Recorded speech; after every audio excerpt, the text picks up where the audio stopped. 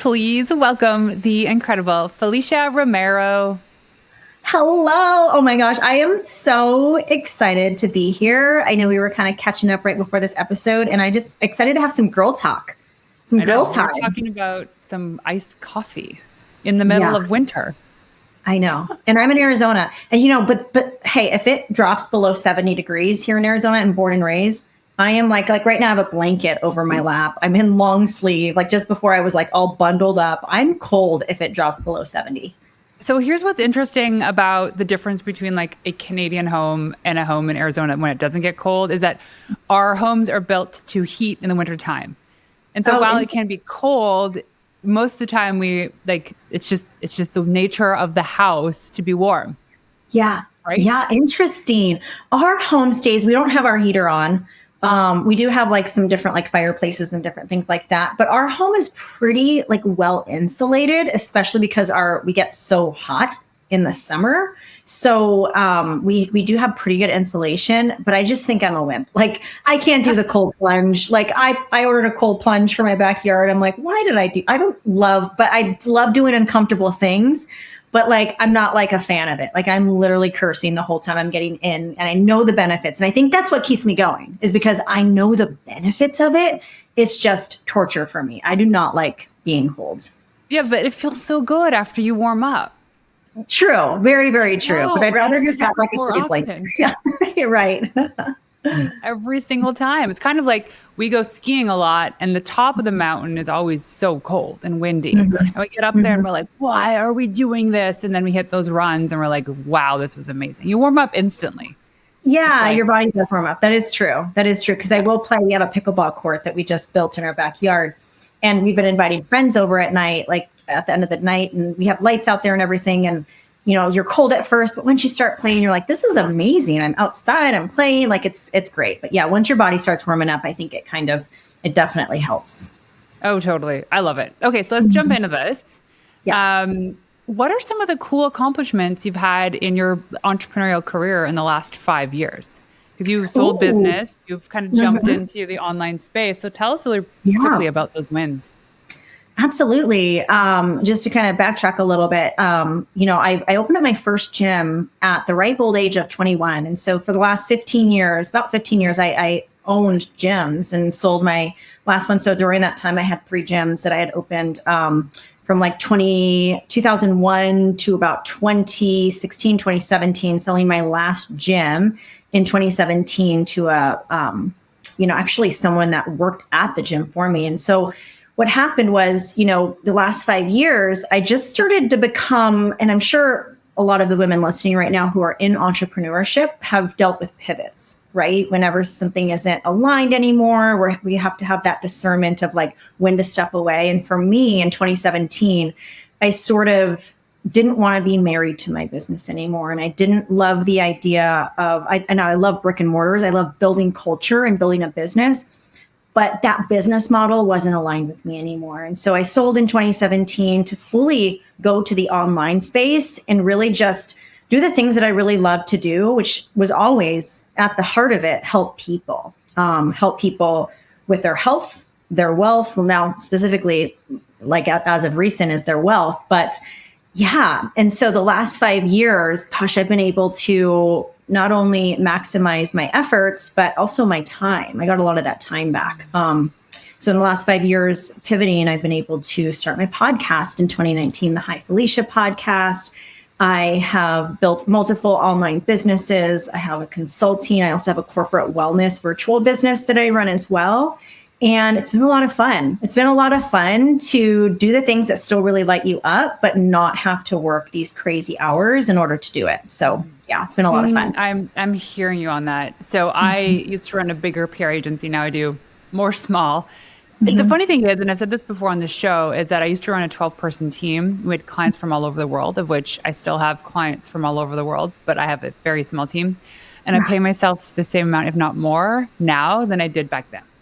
Yeah. And it's not like you just start out this way. You don't just go right out of the gates. You kind of have to have that foundation of not failure, but of like going through the ringer, blazing your own trail to really understand what works for you and what doesn't. And Yeah. this morning, I was actually updating our contracts yet again to remove all the little extra things we were doing because we thought that we weren't worthy of the work with the clients without doing all this extra stuff. Mm, And even having these conversations with my husband in the hot tub, he's like, what overwhelms you about this work? I'm like, well, I don't want to do this, this, and this anymore because it's busy work. And he's like, then don't do it anymore. And I'm like, yeah. oh, I can just stop doing these things like contractually. Yeah. He goes, in your Yeah. next projects, just remove it because the value's there. You don't need to add all the fluff to Yeah. make this like thing seem like it's more valuable. It's already valuable as it is. Oh my So I goodness. Can I love share this for you. something? Can I share something that you just mentioned? And I feel like a lot of women, especially women in entrepreneurship, experience this because I work with a lot of women. And I think, obviously being through it myself, for a lot of women, and you just mentioned something so super pivotal. Your husband's just like, just don't do it then, right? Like it can still be just as valuable without all of the extra time and effort and fluff, right? And so like the man's mindset was like, okay, just stop. Whereas the woman feels, and I don't know if I'm not speaking for all women, but I do feel like many women in entrepreneurship might feel this, is we feel like we have to give more. We have to give more of ourselves. We have to give more of our time. We have to give more value adds in order for this to be really valuable. And sometimes that's not always the case. A lot of times I tell my clients when they're creating their offers, for instance, online, because I work with a lot of coaches, fitness coaches specifically, who have wanted to stop trading time for money. They're like, okay, well, I'm going to build this online program and I have to do a call every week and it's going to be an hour call. And I'm going to do this 12 weeks. I'm like, okay, wait, let's back up. So you want to take this one client, do 12 calls over the course of her 12-week period for an hour. Now imagine you scale that and now you have 10 clients. That's 10 1-hour calls a week with these people, which is fine that you want to give so much, but are you going to be able to sustain that with the life you want to live? And most often than not, they can't. They're not able to then scale their income because now they're back in the trading time for money mentality, right? And so like something can be just as valuable, just as significant for someone, create just as much change without having to add all of the time and the fluff in order for them to believe it, right? But here's the interesting thing too in all this is the clients, for the most part, they don't even want that. No, like they're stressing out an hour a week commitment to these calls. I need time to execute on the last call. And so when you find this cadence, and maybe there's certain parts of the program, maybe the first month every week is important, but after that it's not. We tend to just like bulk our offer because that's what we think is creating the value. But really what it is if you simplify it and you say, I'm going to get you to this outcome, and how we get there is really insignificant in terms of all the to-dos and the tasks. Yeah. And so even in this contract this morning, what we did was I went further on my team availability. And I'm like, we will reply to emails within 24-hour business days, but we don't work on Mondays or Friday afternoons. And it's not like it's uncommon nowadays. It's for the work that we do. It's not necessary because in the PR space, you're not supposed to be pitching on a Monday anyway. Yeah. Well, think about that as well. That leadership that you're exemplifying and that leadership that you exemplify to your clients, that boundary. That I had a coach, a mentor these last couple of years who sometimes would trigger me. And what triggered me about her, and this is again why I hired her, but she had stellar boundaries. Literally, like in our Voxer chat, I was in a Voxer mastermind with her, for instance, and she jumps on the Voxer and she said, hey, we're in here. This is how long I would love the message to be. If it's over 2 minutes, I'm probably not going to listen. Like I don't check messages on this day and this day. And I was somewhat triggered because part of me is like, oh my gosh, I spent a lot of money for this mastermind. And she's like, I can't leave longer than 2-minute messages. But the reason I was triggered is because I wasn't also creating my own boundaries with my clients, right? And so like she really gave me permission to be like, wow, so let's take a look at your business. How are you not honoring your own boundaries, Felicia? And how could you be stronger with that? And so like, it was a great lesson for me. And so, yeah, that's really powerful. Talking about setting an example too.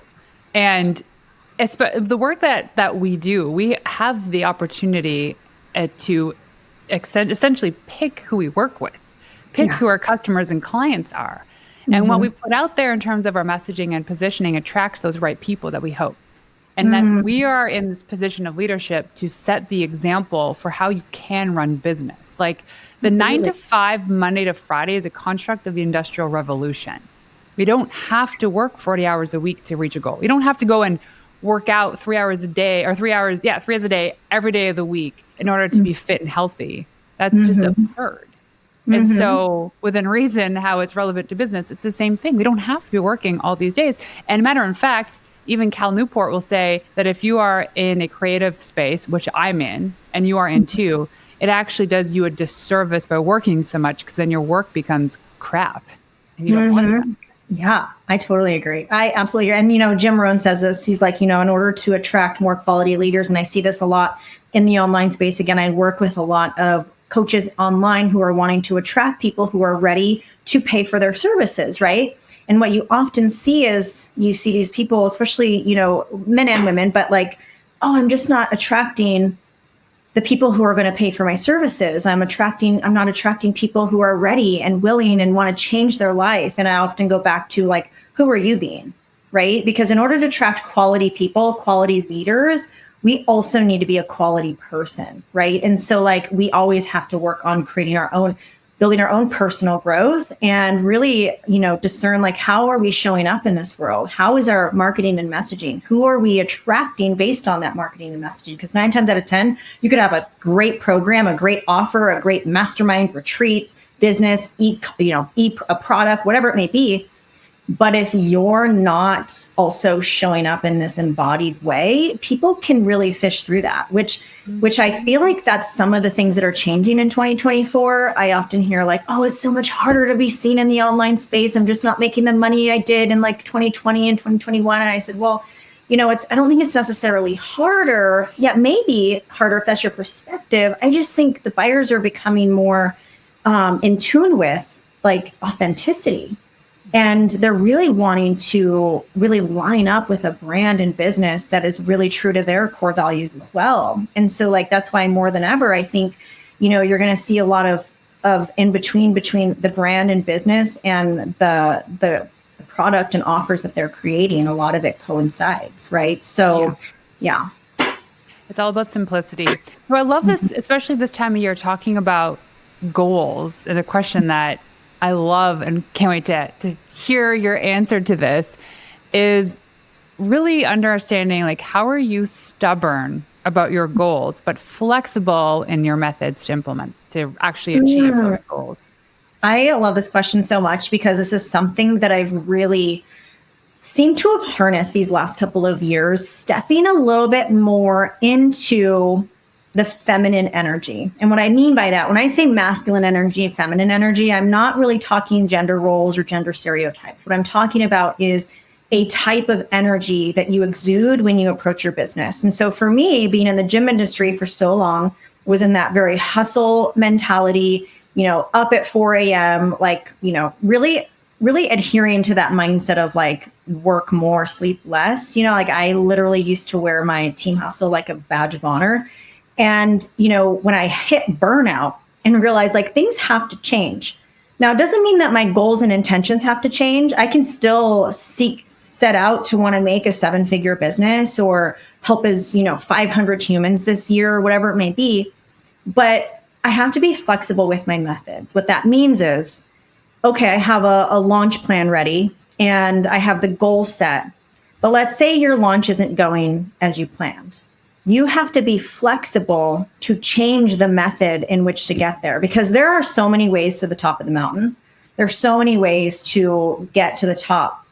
There is no right way or wrong way. It's the best way for you, right? So I'll give you an example. Last year, I set out, I was like, I'm building a 7-figure business this year. And this was in 2022. And I was really still very much into milestones, meaning like, oh my gosh, how much money am I making this month? And how much money am I going to make next month? Like I was really in that mindset. And that's when things started to shift for me because I felt like it started to not feel good anymore. And so what happened was I hired this coach, this huge program, building out a funnel, creating ads, all the things. Like it was my first time diving into ads. And, I spent a good amount, like 5 figures. It was a 20K program that I spent on in order to learn how to build a 7-figure business. Okay. And to me, like when I think about it, that's worth it. Right. And so, but I have to do the work. So I show up, I'm embodied, Renee. Like I am hiring the videographer. I had a stylist come in and brand me. I'm doing branding shoots and video shoots. And I'm doing all the things. I'm literally stepping into this next woman, highest self version of me that I want to be. And what happened was, I created my funnel. I started launching the ads. I even hired an ads manager for a month to really dig deep in there. And now lots and lots of money has been spent. And so what I realized with my client attraction system, which was a mini course, the first month when I launched my ads, none of it was converting. And at this point, I already spent a ton of money and I felt so defeated. Now all of the people that have been in my programs before, like my organic reach and all of my warm followers and people that have bought from me before, they were buying, which was great.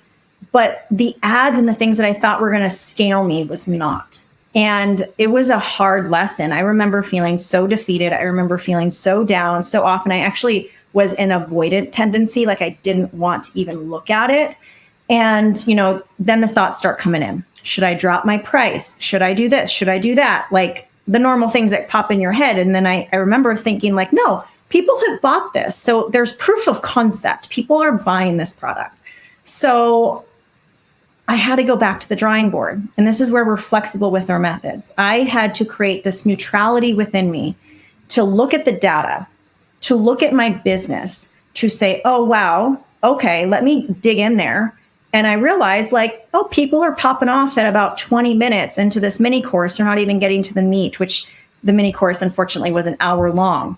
Now, if I didn't look at the data and realize that people were only watching 20 minutes, I wouldn't have been able to go in there, re-record to a 20-minute mini course for people to get to the juice of what I was selling, right? And so I had to put away the emotion and really align, again, look into my business and align with, okay, what is going to be the best method to get to my goal, which I'm stubborn about. So, in business, not everything is going to go right the first way. If anything, I'd actually rather my clients fail fast so that they can figure out what's not working so they can lean into what is. Because that's really what entrepreneurship is a series of trial and error, right? So we need the masculine energy to implement, to get shit done. We need that feminine energy to give ourselves grace, to give ourselves time, to give ourselves alignment, to check in with ourselves, to maybe even retreat and take a step back and really kind of take a look at what's not working in our business so that we can lean into what is. And so that was really the big shift for me these last couple of years in my business that has allowed me to create, if anything, it's actually allowed me to expand my income, to not work harder, but work smarter, to create a business that feels really good, to be able to play pickleball on a Tuesday afternoon at 2 p.m. and not feel guilty about it, to pick up my stepson from school every day, those sorts of things. So yeah, that was the big shift for me, Renee. So where do you think then, especially the people that you're coaching and training, where do you think their big block is in achieving that same sort of fluidity in their schedule and their life? That's a good question. It's probably going to be a mix of, I always start with the mindset piece and then I move into strategy. So the mindset, what we don't realize is there are going to be things that are going to pop up in yourself when you pursue entrepreneurship that you didn't realize were there. So, entrepreneurship is the biggest personal development lesson you will ever experience. So if you think you're good now, try starting a business and see what pops up. I'm not good enough, imposter syndrome, who's going to take me seriously, like the fear of what others think, fear of failure, fear of success, what have you. It's all there. Something's going to pop up for you. So it's being able to take a look at that, take a look at those shadow parts of ourselves, the parts of ourselves that may be holding us back. I mentioned a trigger earlier about a mentor that triggered me. That was the shadow part of myself telling me, revealing to me, basically mirroring to me what I needed to learn. about myself, right? So, in entrepreneurship, I always start with the mindset, the inner piece, and then we can move into strategy. Because if that's not good, no strategy is going to work. You're going to continue to paralyze yourself with showing up on social media. You're going to continue to put out offers because you see what everyone else is doing versus asking yourself what you want. You're going to continue to downplay yourself or maybe undercharge your services because of your lack of belief in your money or money mindset. There's all of these things. There's so many nuances and scenarios, but I always start with the mindset piece and then move into the strategy. I host these mastermind weekends now, and this is one of the things that I'm actually doing in 2024 as part of my strategy. And I held one at the end of actually like a month ago here at my home, and it's a 2-day it's called the 6-Figure Circle Mastermind. And I intentionally curate these masterminds so that on the first day of our mastermind, it's all feminine embodiment work, inner work. It's things that are actually going to break us open, from sound bowl healing to human design to breath work to things that allow us to move our bodies, to tapping in and releasing blocks in our body through movement, through frequency, through doing something. And the amount of change that happens in that first day, to where now we get to go into our second day, which is more of the implementation integration day. We ask the women for what we need. We have guest speakers come in teaching you strategy. So it's a good mix of that feminine and the masculine energy. I love that. And it got me thinking of some of my predictions, and we're going to talk about these. We may as well just jump into this right now. Let's jump into it. Predictions for business in 2024. There's 2 things that I'm thinking. There's others, but in relevancy to this question or our conversation is, I believe that collaborations are going to be huge and probably more common. And the other thing too, and partially because selfishly I'm on this health journey too, but people really tuning in more to their physical and mental health. Like that being the table stakes for how we operate on a day-to-day basis, especially as women. And if you are a mother too and running a business, like you said, you said about testing your mental strength is really like entrepreneurship is the ultimate course. I feel like that and being a mother and at the same time doing all that stuff is the ultimate litmus test to your ability to run a business successfully.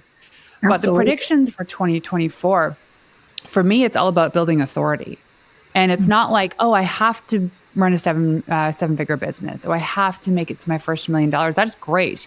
But at what cost? And is the cost in alignment with what you're trying to achieve? And if it is, by all means, go for it. And if not, rethink why you're doing this. Because in all these years of entrepreneurship, it has always been like hustle, go, go, go, 70 hours a week, make the $1 million. And now you see the feminine energy showing up saying, wait a second, it is not about that. It is not about working all these hours or trying to make all this money. And hey, if that's what you want to do, that's great. But there was this kind of, it's almost like we were hypnotized into believing that was the only way to do business. And a lot of people would stop themselves from doing like, I don't want to work all those hours. It's like, you don't have to. You also don't have to bulk your offers, or you don't have to do a live launch if that's not what you want to do, or have these complex funnels, because there's different ways of doing the business. So anyways, jumping into these predictions for 2024, because I know you and I were chatting about this stuff prior. What do you think it's going to look like for us as women running businesses this year? I love this. I love this question. And I'm right there with you in terms of collaboration. Collaboration is going to be huge in 2024, from collaborating on, ideas and offers to IG lives to podcasting. I think it's good to do all of that. I am right there with you in terms of collaboration and something that I'm really leaning into. But I want to mention something or touch upon something that you mentioned in terms of money and milestones. And I remember mentioning something that the milestones just didn't feel good for me anymore. And something that I see, kind of moving into 2024 is less about, hey, this is how much money I'm making this month. Like I just created a 100K month, which is great. I'm not saying this is manipulative marketing or anything like that. But I think it's so much more important to build the brand and really lean into the core values of who you are and how you operate. right? Because again, if you are what a lot of these coaches are not talking about or saying is like, gosh, yeah, I'm creating 100K months, but like you just said, at what cost? Or how much is going out, right? I had a coach that I was working with. Profits. Yeah, I had a coach that I was working with, and she created, a $7 million a year. She was also paying $60,000 a month in ads, and teams. And she actually, I saw this breakdown with her this year in actually scaling everything back to simpler. Yep. And if anything, when I mentioned that funnel that I had created and spending all that money to learn this thing, I don't look at anything I don't regret any investment that I make. I don't look at anything as a bad investment. It only teaches me more of what I want. And what I realized with that investment is I actually prefer simple. I actually prefer to scale back. And I know, whether it's 7 figures or 8 figures or whatever it may be, I ask myself at the end of the day, what do I need in my life financially to just be happy, to live in overflow, to be able to yes, enjoy the finer things in life, to have these things that I really enjoy. And I guarantee you it's a lot less than 7 figures. I don't need, you know what I mean? Like, it's not like I need this $1 million year to be happy. And what studies have shown as well, I'm not sure, I think it might've been Harvard. I don't know if there's this happiness podcast, but I think for most people, when they start to make more money, it actually, it creates this unhappiness, this pressure to have to uphold, right? So anywhere between that 500,000 to $1 million, people were pretty happy with their lives, and they found more happiness with that sector of people than the 10 million and above. And I forgot the study, but it was a Harvard study, and it was a podcast called The Happiness Project, I believe. But it was really interesting. So moving into 2024, yes, collaboration, building a really authentic brand and business. So showing, I don't want to say showing more parts of yourself, because I do think, yes, be private, but I think pulling back the curtain a little bit. So I'll give you an example. Amy Porterfield went to a Powerhouse Women event this last year, just a couple, in August, which I love. And Amy Porterfield was there. She was speaking. I love her. Love Amy Porterfield. She's always, so if you know Amy Porterfield, you know that she's very polished. She's very well-spoken. She's very clear. She's just very also teaching mode. Anytime you listen to her podcast or you go on her, listen to her social media or whatever it may be, she's very much in that teacher mode all the time. And she was talking about during her talk, she's like, yeah, you would think, I've been teaching now for however many hours, however many years. She's like, in the one video that took me viral was her talking about her husband, Hobie, and his beard. And she's like, it hit 20 million views. And it's the one time I ever went viral. She's like, none of my stuff had ever gone viral except that one time. And that gives you kind of an indication that people really love the real parts of you, the behind the scene parts of you, the, relatable. the relatable, the livable, the things that people don't often see. And so, and this is why I believe the social media apps like a TikTok and the influencers that have gotten a lot of exposure on there and have gone viral are pretty simple things. They're just sharing their day, their get readies with me, they're talking. And I think there's something to that. People can sniff out authenticity. And the more you can go on these podcasts and speak, or go on your social media and speak, the better you're going to create this connection and this stickiness with your community to help you grow. So that when you do come out, when you are building your brand and you do want to create a mug, or you want to have an e-commerce business, or you drop your membership for your fitness program, you're going to have ready and willing people to want to purchase if they are your ideal client, because they already love you. They're already connected with you. And I think that there is something to that. My one Instagram reel that went viral it was weird. This happens a lot, but it went viral months after I posted it. So at first it was a couple hundred views and a couple thousand. And then one day I randomly checked it, maybe because I got a notification or some post it's getting all this engagement, and it had 75,000 views. And I checked it the next morning, it was 95,000. I know, once it picks up wildfire, it's boom. Yeah. And it stopped at 253,000 views. Mm-hmm. And the video was, I don't know, 9 seconds long. And it was all about how I got sued for wrongful dismissal years ago in my previous agency. Like, Yeah. that's so interesting. It's like the one thing that I was most insecure about. And people are like, oh, it's the relevancy. Like this person who's like, I abide by all the rules. I follow like everything in terms of businesses. I might not follow the speed limit when I'm driving most of the time. However, I'm like a straight up person. And this happened to me and there was no grounds for this. But I finally got the nerve to share it online. I was like, maybe this will help somebody else. All of a sudden, people I are love like, oh, that. this is interesting. Yeah. I love that. Like, let's just break that piece of content down. Like, if you think about it, the vulnerability, the fact that you went through something really stressful and you're still here, you still survived, you're still in business, I think is also a great indicator of like your embodiment in business.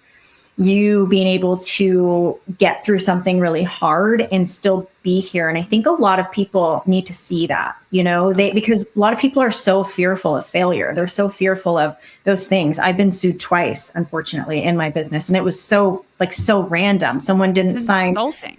I know. And it's scary. It's so scary, but man, the more you can get through those obstacles and create that resiliency. Oh my goodness. And people can see your journey and they're along for the ride with your journey. They see how far you've come.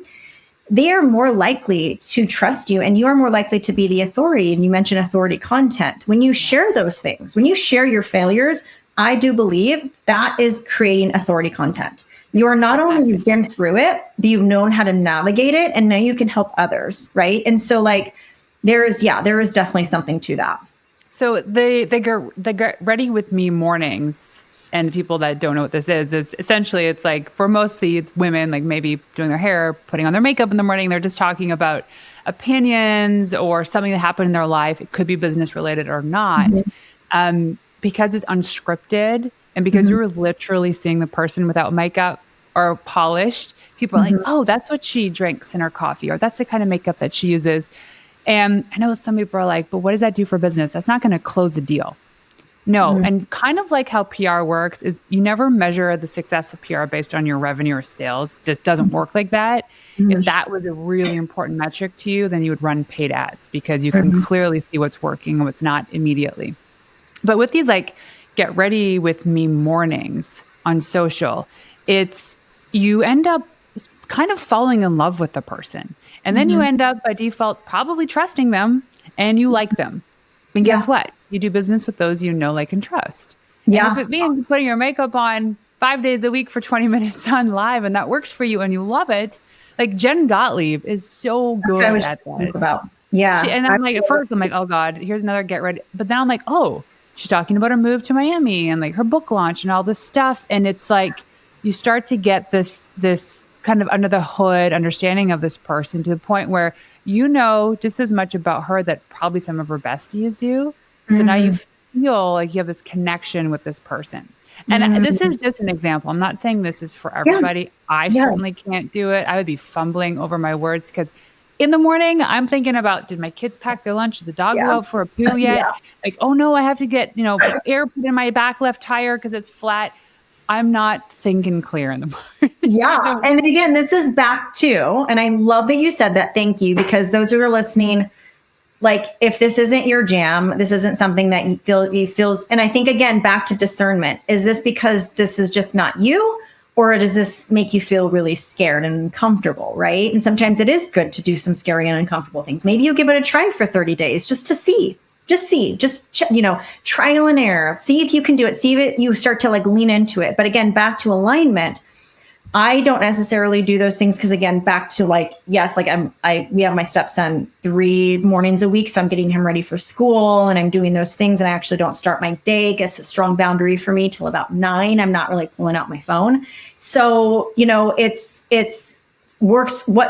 Do what works for you. And so for me, lowest hanging fruit for me is I am able to set up my telephone, my iPhone right next to me, hit record, and get little sound bites of the calls that I do during the day or the podcasts that I do during the day. Or I do podcasts most days a week. I'm interviewing people, right? So like I have tons of sound bites through that.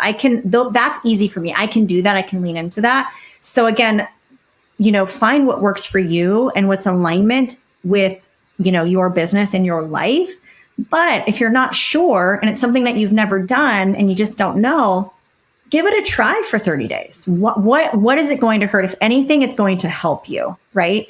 And so, I think that's super important to kind of like discern what works best for you and what isn't. And something else I wanted to say about that, Renee, is I think for a lot of people, whenever I talk to them about social media and they get kind of like, oh, like, I don't know if I can do that every day, or gosh, do I have to post every day? And if you're already having that sort of reaction to social media, again, start taking a step back and how can we change our perspective? Because I will tell you right now, social media is the lowest hanging fruit for you to connect with people all around the world. And it's a free service. It's free for you to jump on for 7 seconds and share an inspirational message or a tip or a hack or whatever, share value. And so there's a difference between constantly and consistently. And so what I really want you to lean into is the constant energy is the I should energy. I should be posting. I should share this thing. Oh, I should be doing this thing. Oh, I should get a trending audio and do a 7-second reel. That should energy feels very restrictive and feels very more like a chore. Can we shift our energy into consistent energy? And that's consistent in your brand, in your vibe, in your messaging, and creating a consistent schedule that works for you. And that doesn't mean that it has to be every day. And so, I would check yourself with those two things and change the way that we feel towards social media, can we just treat it as this natural expression of you? It's an extension of your natural essence. It's a chance for you to be creative. It's a chance for you to share your message. It's a chance for you to connect with people all around the world that might need what you have to say. And so just even changing that energy in us can change the way that we show up on social media and the way that people connect with us. Totally. And so there's one book that I think has been the hugest game changer for me in the last year and a bit, has been The Artist's Way by Julia Cameron. And she teaches people how to write their daily pages. So this is there's so much else that goes in the book, but writing. This is what it looks like. I have it right here. Yeah. So this was recommended to me. So I don't know if yes. Have you done it yet?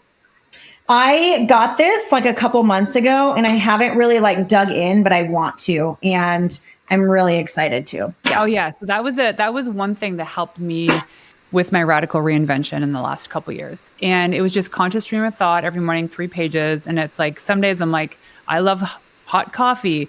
And I would literally write, I don't know what I'm supposed to write about right now. But then over time, you kind of flex that brain muscle and you start to think of things that are really important. And one of the things she says in the book is, don't go back to your pages. Don't review them. I'm a little bit of a rule breaker in this sense. And I went back and I was looking for the patterns. I go, what are the patterns in these my thoughts for the past few months? And when I saw them, I said, those are the things I have to work on, personal things that I have to work on. And it was a huge game changer for me. But okay, so going back to these predictions, the one last thing that I wanted to add to this too was, I feel like I already said it in terms of health, but when we talk about the evolutions, like my radical reinvention, but all these things for the new year too, is pretty much everything that you and I are talking about right now is really coming back to the, am I happy? Am I happy? Am I healthy? Am I living a life in alignment with what I wanted? Is this a life by design? Is this a life by chance? And I think if we can all just be more intentional with how we work, who we work with, what we're doing, who we're serving, everything will be so much easier. And then those days when it's tough, maybe if you get sued, you'll be like, man, this is a part of the process. Yeah, it happens. And we're okay with those failures. So any last note on your predictions for 2024? Collaboration, authenticity, doing something uncomfortable. No, I think that is it. I feel like that's it. Okay. Yeah, I feel like that's it for me. All right. What about you? Do you have any more? Oh, so I have a saying that I say all the time. I say consistency is your currency. And I say this and I share this just like how every author writes a book for themselves, is I say it as a reminder for myself. And it's true with everything that we did. I just did a 30-day post every day on Instagram challenge. Part of it was I wanted to build the habit of always scanning my life for content opportunities and putting it into a notes file. Then I ended it like a few weeks ago, or not even like a week ago. So like the holidays came into effect. So then I kind of forgot it. And I was just with my kids. But one thing that I noticed too, is I record all my shows in my office, and I'm in my office now where I do majority of my work. However, downstairs, just next to the kitchen, there's like a little mini office we call the phone booth. And I have my laptop in there.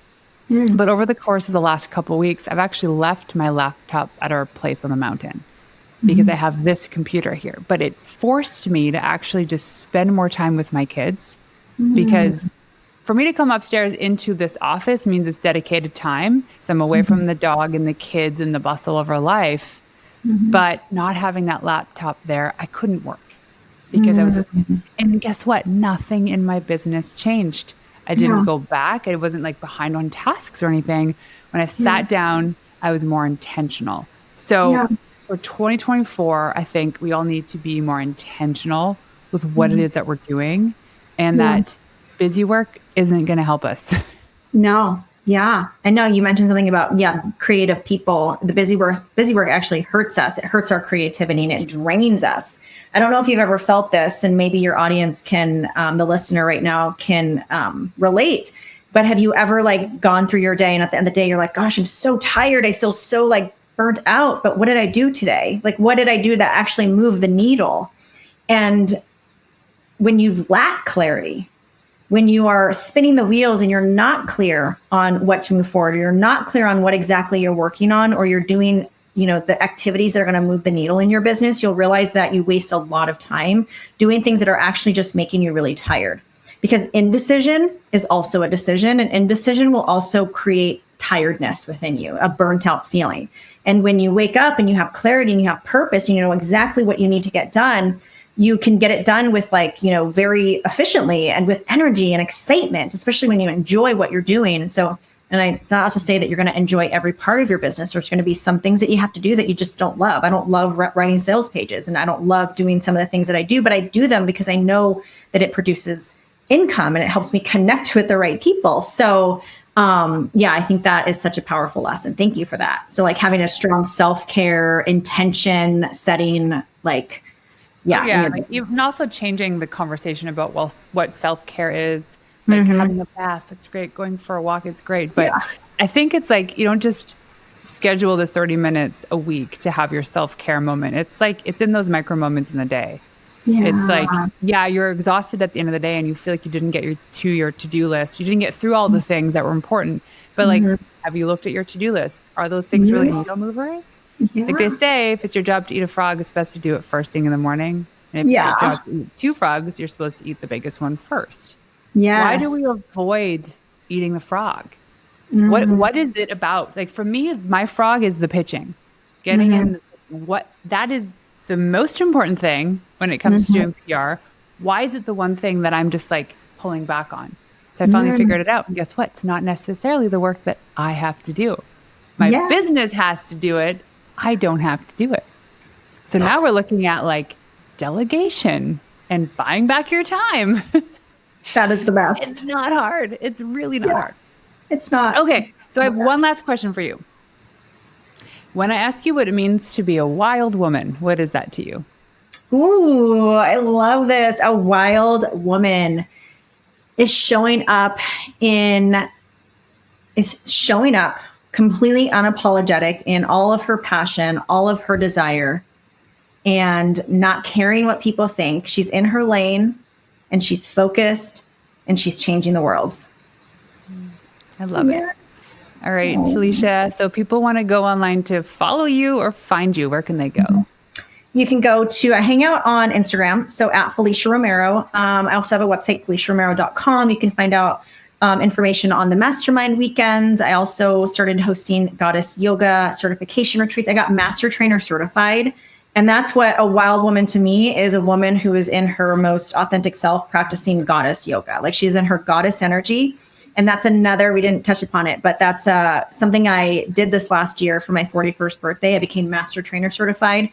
And it is so fun. And now I can certify women in goddess yoga. So it's again, connecting women back to their sacral, to their solar plex, to their root chakra, and just releasing. It's like a full body liberation. It's amazing. And so you can see information there on any of the courses that I have. I help wellness coaches, fitness coaches build an online business. And then the Hi Felicia podcast. I love it. Okay, I'm going to put all those links below. But until next time, ladies, thank you so much for joining us, Felicia. Really appreciate it, especially last minute too. I know I'm like, I want you on the show, but can you do it before the new year? So I love great. That we snuck this in. I really, really appreciate you. Of course. Me too. Thank you again.